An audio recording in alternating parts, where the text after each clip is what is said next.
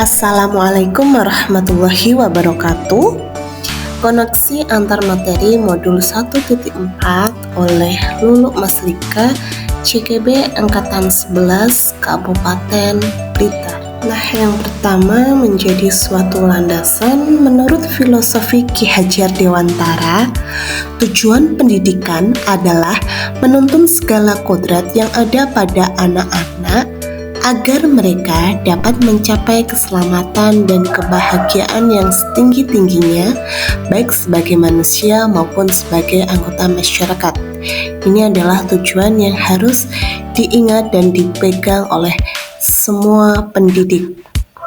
Maka, peran kita sebagai pendidik dapat menciptakan lingkungan positif serta mendukung murid menjadi pribadi yang bahagia, mandiri, dan bertanggung jawab sesuai dengan filosofi Ki Hajar Dewantara. Agar tujuan pendidikan itu dapat tercapai, maka kita berperan untuk menerapkan atau mengimplementasikan peran sebagai guru penggerak,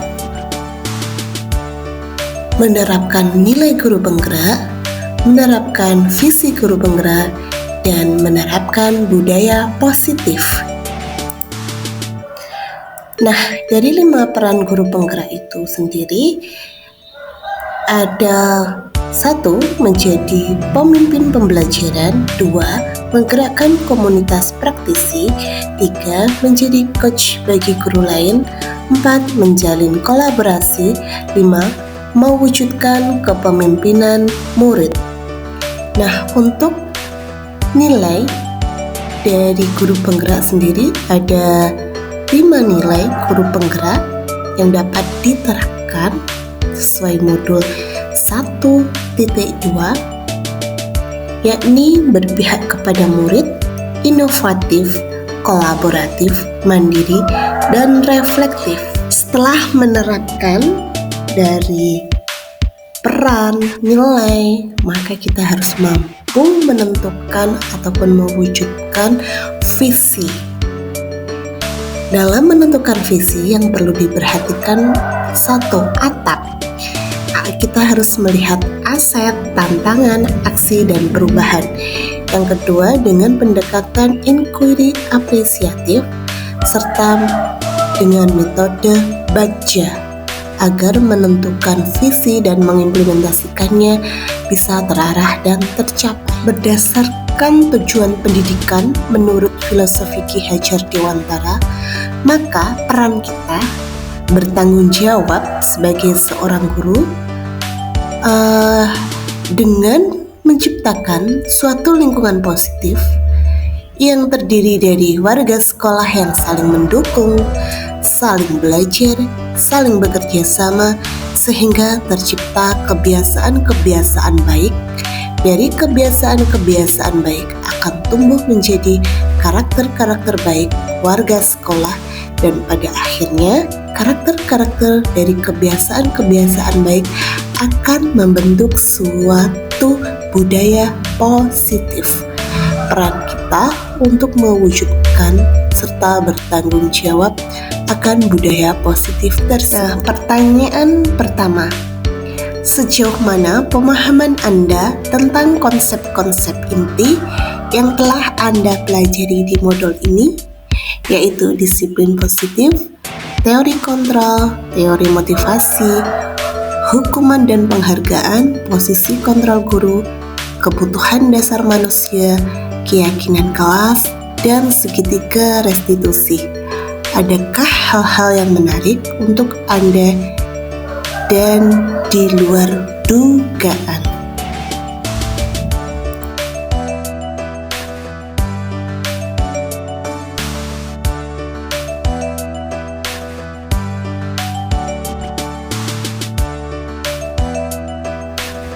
Disiplin positif yang merupakan salah satu dari budaya positif memiliki arti menumbuhkan disiplin yang didorong dalam diri anak itu sendiri atau motivasi intrinsik tanpa adanya hukuman dan hadiah. Sebagai pendidik, tujuan kita adalah menciptakan anak-anak yang memiliki disiplin diri sehingga mereka bisa berperilaku dengan mengacu pada nilai-nilai kebijakan universal dan memiliki motivasi intrinsik, bukan ekstrim. Selanjutnya terkait teori kontrol. Poin utama yang diambil dari William Glasser melalui Choice Theory. 1. Guru mengontrol murid. Sebetulnya kita tidak bisa mengontrol murid jika ia tidak mau. Harus ada dorongan sendiri dari diri murid. Kedua, penguatan positif efektif dan bermanfaat. Semisal bujukan dan nasihat-nasihat jika terlalu dalam murid bisa ketergantungan dan tidak mandiri dalam mengontrol dirinya.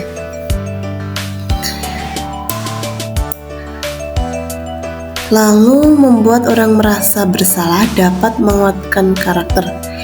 Kalau kita melakukan kritik, maka kritiklah secukupnya dan kritikan tersebut harus dapat tidak membuat siswa merasa bersalah ataupun tidak percaya diri, namun harus tetap membuat siswa untuk percaya diri. Kita tidak memiliki hak untuk memaksa, namun kita bisa memberikan suatu pilihan kepada anak. Nah, dari teori kontrol tadi kita menuju ke teori motivasi. Teori motivasi merupakan alasan yang mendasari sikap atau perilaku dari manusia yang menjadi landasan untuk bersikap ataupun berperilaku. Itu adalah teori motivasi. Nah, yang menjadi landasannya itu ada 3. 1. Untuk menghindari ketidaknyamanan atau hukuman. Anak termotivasi untuk menghindari ketidaknyamanan atau hukuman. Yang kedua, untuk mendapatkan imbalan atau penghargaan dari orang lain. Dia termotivasi untuk mendapatkan imbalan atau penghargaan dari orang lain. Yang ketiga, untuk menjadi orang yang mereka inginkan dan menghargai diri sendiri dengan nilai-nilai yang mereka percaya. Selanjutnya terkait hukuman dan penghargaan. Hukuman bersifat satu arah dari pihak guru yang memberikan dan murid hanya menerima suatu hukuman tanpa melalui suatu kesepakatan atau penghargaan dari pihak guru, baik sebelum atau sesudahnya. Hukuman yang diberikan bisa berupa fisik maupun psikis. Murid atau anak disakiti oleh perbuatan atau kata-kata. Nah, di sini hukuman merupakan suatu cara yang tidak efektif dan akan mengalami kegagalan jika terus-menerus ataupun ditingkatkan kepada murid. Begitu juga dengan penghargaan. Penghargaan yang berlebihan diberikan, penghargaan hanya untuk jangka pendek dan penghargaan juga tidak efektif untuk jangka panjang jika terus-menerus dilakukan kepada murid. Selanjutnya terkait posisi kontrol guru. Ada 5 posisi kontrol guru. Yang pertama, penghukum. Yang kedua, pembuat orang merasa bersalah. 3, teman. 4, pemantau, dan 5, manajer. Di sini 2 posisi penghukum serta posisi pembuat orang merasa bersalah merupakan perilaku kontrol negatif dan memiliki identitas gagal. Sedangkan untuk identitas berhasil atau sukses itu ada di posisi teman, posisi pemantau, dan posisi manajer. Posisi manajer merupakan posisi kontrol yang paling baik ataupun efektif. Nah, sebisa mungkin kita bisa menerapkan posisi manajer. Dan paling rendahnya atau minimalnya kita berada di posisi teman. Atasnya lagi adalah posisi pemantau dan paling atas adalah manajer. Maka kita berharap dan berupaya untuk menerapkan atau mengimplementasikan sebagai posisi manajer, di mana siswa akan merasa lebih nyaman, aman, dan bisa memperbaiki karakternya lebih kuat lagi.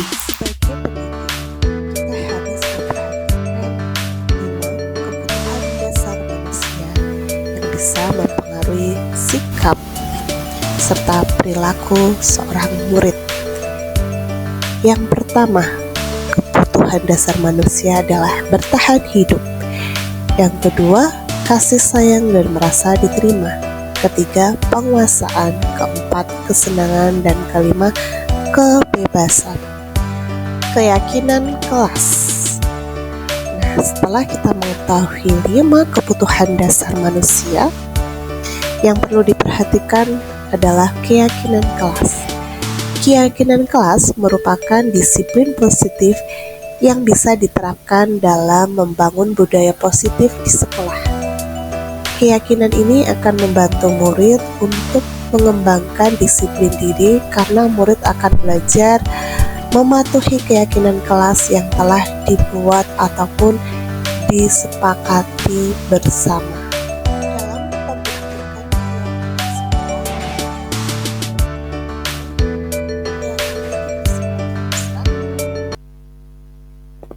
tidak rinci ataupun konkret, keyakinan kelas berupa pernyataan universal. Dalam keyakinan kelas dibuat dalam bentuk kalimat positif. Keyakinan kelas hendaknya tidak terlalu banyak.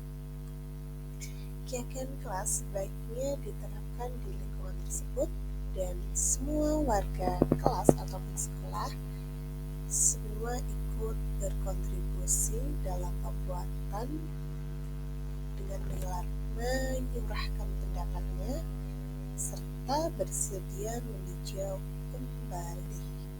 Untuk prosedur pembuatan keyakinan sekolah atau kelas, yang pertama, semua warga sekolah menyampaikan pendapat. Yang kedua, mencatat masukannya di papan ataupun di kertas yang besar. Setelah itu, menyusun keyakinan tersebut dan mengganti kalimat-kalimat dalam bentuk negatif menjadi dalam bentuk kalimat positif. Selanjutnya, nomor 4, mengajak semua warga sekolah untuk meninjau ulang serta membentuknya atau mengubahnya ke nilai-nilai kebijakan yang lebih universal. Setelah itu, yang kelima, tinjau ulang keyakinan sekolah dan bisa lebih merapatkan atau membuat butir-butir pokoknya saja dan mengurangi yang tidak penting. Lalu yang keenam, semua warga sekolah dipersilahkan meninjau ulang, menyetujui dengan menandatangani keyakinan sekolah atau kelas tersebut, dan terakhir diletakkan di dinding kelas ataupun di tempat yang mudah dilihat oleh semua warga kelas setelah semua sepakat. Kegiatan-kegiatan pendalaman keyakinan kelas. Yang pertama, kita bisa membuat kolom yang terdiri dari 2 kolom. Yang pertama, kegiatan tampak seperti yang sudah terlihat dan baik. Lalu yang kolom kedua tidak tampak seperti atau yang belum terlihat ataupun perbuatan yang negatif. Lalu yang kedua, kita bisa menggunakan tabel Hill, yaitu terdengar, terlihat, dan berperilaku.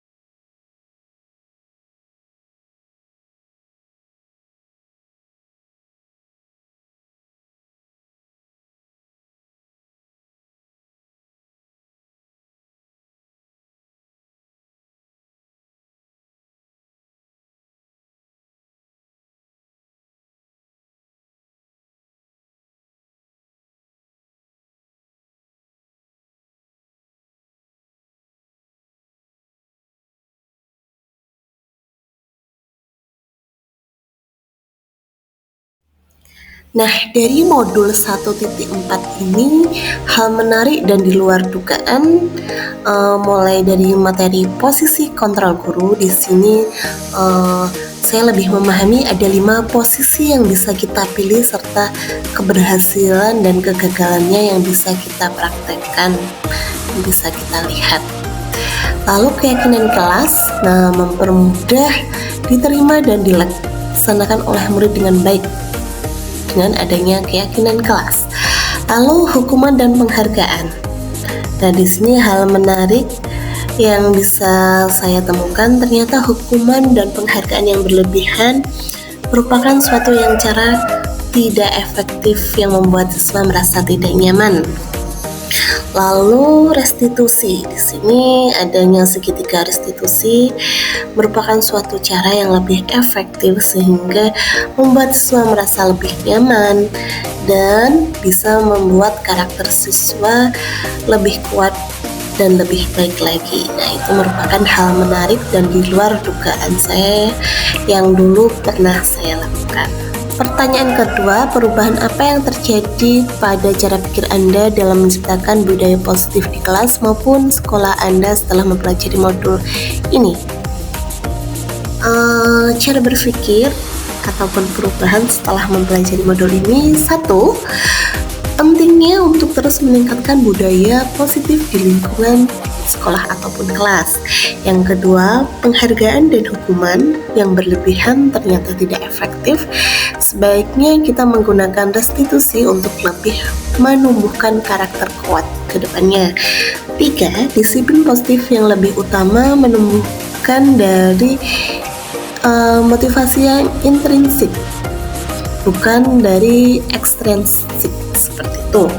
Yang keempat, adanya 5 posisi yang kita berupaya menjadi manajer saat menyelesaikan masalah, serta adanya 3 tahap segitiga restitusi.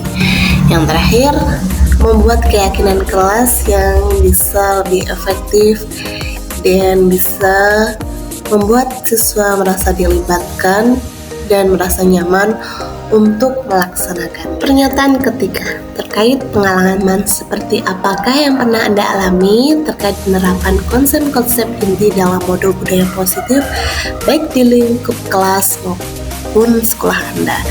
Nah, di sini terkait pengalaman yang nomor 1, ketika penerapan keyakinan kelas, siswa merasa lebih bertanggung jawab atas apa yang mereka pilih. Selalu ingat dan yakin yang telah menjadi kesepakatan, mereka merasa senang dilibatkan dalam membuat keyakinan kelas. Itu adalah pengalaman pertama. Yang kedua, ketika ada suatu permasalahan di kelas, mencoba mempraktekkan posisi manajer menggunakan segitiga restitusi.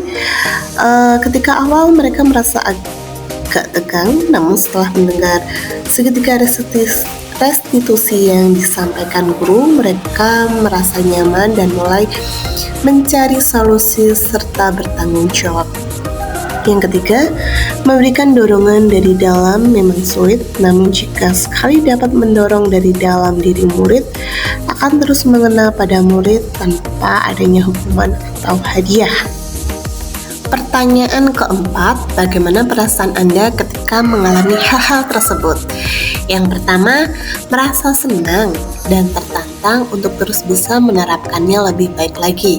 Yang kedua, ada perasaan lega setelah bisa berupaya memulai menerapkannya. Yang ketiga, merasa penasaran untuk melakukan secara rutin atau pembiasaan seperti apa perasaan atau perubahan diri pada siswa dan pada diri sendiri. Pertanyaan kelima, menurut Anda terkait pengalaman yang sudah baik dan yang perlu diperbaiki.